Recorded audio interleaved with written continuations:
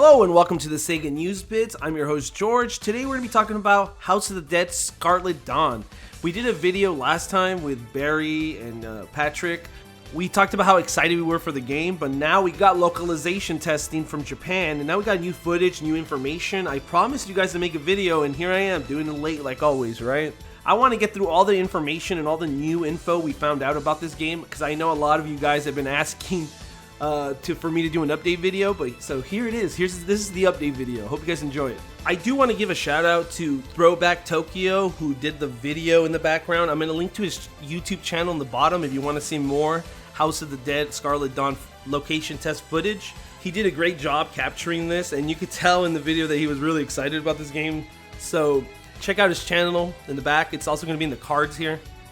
It has been confirmed that this game is going to take place 3 years after House of the Dead 4, which is great because like they took out the number and we didn't really know if they were going to make this a sequel or a brand new franchise or a reboot or whatever, but we have confirmed it takes place 3 years after 4, and this game you get to play as Kate Green, who was from House of the Dead 4 if you remember her, and Ryan Taylor, who is the brother of James Taylor, who was a protagonist from 2 and 4. And it's funny because if you look at Ryan Taylor, he reminds me of Al Pacino from Scarface. I just wanted to put that out there. I mean, doesn't he look like him?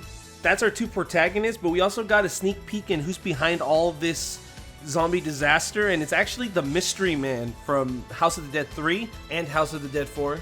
So that's another returning character that will be in this game.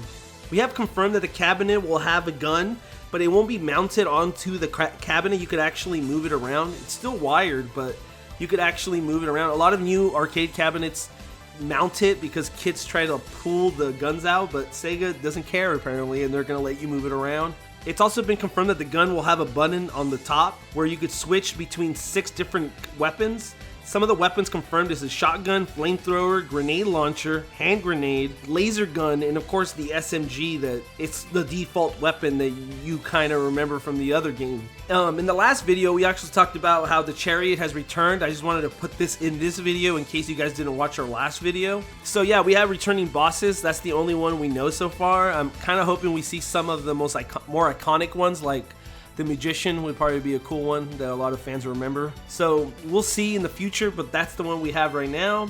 We also have confirmation that this game will have online. We kind of already knew this in the last video, but we know that it's going to have nationwide leaderboards and trophies. So I guess that port to console will be a lot easier since it's already programmed for trophies. And this is actually the coolest part of the whole thing, is the cabinet. Sega really went out of their way with the cabinet. I remember reading interviews with a lot of Sega developers from the mid 2000s where, yeah, especially Yu Suzuki, he talked about how you can't really make big cabinets anymore. It's not fashionable anymore in the arcade. It's too much money. You lose too much money. It's too big of a gamble. Seems like Sega's really taking a gamble with this game though, because the cabinet, it looks amazing first of all, and it actually has zombies that pop out when people are walking by so you could scare them. That's actually kind of crazy if you think about it, and it's going to really attract people that never really play arcade games. You know, you walk by and you get a pop scare, you know? It's like, what's this zombie game right here? Personally, I think this is a really smart idea in Sega's part. I hope that we actually see this arcade cabinet in the West. I think it would be pretty cool. But I think for a lot of fans, especially if you're going to play it on console, the biggest confirmation we got is that the voice acting is cheesy. So cheesy, man. Trust that gadget? This is no ordinary gadget. I used this once before. I love House of the Dead's cheesy voice acting. It really reminds me of like a B horror movie, and I always thought it really fit well with this. I know there's a lot of other Sega games that could use good voice acting, but this is one of the franchises that it makes sense to have bad voice acting. And outside of that, the game looks incredible. I love the graphics. I was a little hesitant about the Unreal 4 engine, but when I'm looking at it in motion, it looks fast, fluid, and it's actually very well done.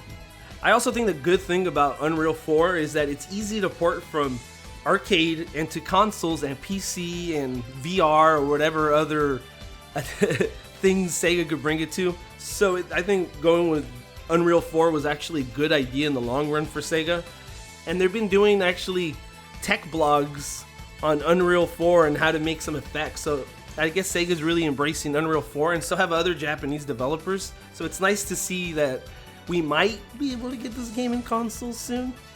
I think the biggest thing I love about this though, it's really a throwback to old school Sega, right? People always say, oh, Sega's about making consoles, but they haven't. They've always been an arcade company. And we've always just benefited from having ports. Like House of the Dead 2 on the Dreamcast was a huge game for Sega gamers that bought the Dreamcast, but it was actually a really big arcade game first. So hopefully we get a console port of this later on and we can enjoy it, and I'm pretty excited for that. So what do you guys think about House of the Dead Scarlet Dawn location test footage? Is this something you guys want to play in your consoles? What do you guys think about a VR port? What House of the Dead villain do you want to see come back? If you like what we do, please subscribe, support the channel, and comment below. It really helps out. Even giving us a thumbs up or thumbs down helps out too. And here's some other videos you guys could watch while you guys wait for the next one.